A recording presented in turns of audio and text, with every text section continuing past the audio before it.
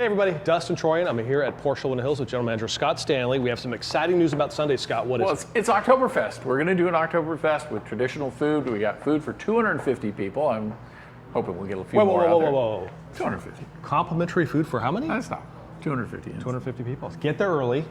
What else, Scott? What else do we have going on? Oh, well, we're going to have some GT3 RSs. We'll have a bunch of nice Porsches out there. And please, whether you have a Porsche or you don't have a Porsche, we'd just like to see you out there. So I reached out to all the Porsche clubs from Santa Barbara to LA to San Gabriel Valley, Orange County. The Chevy club's coming in, the Mustang guys, JDM, everybody's coming this Sunday, Supercar Sunday.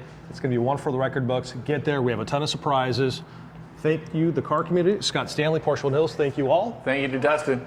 And don't forget, we've got December 7th is going to be Motor for Toys. 22nd annual. Biggest one ever. Going to be the biggest one ever. All right, we'll see you Sunday.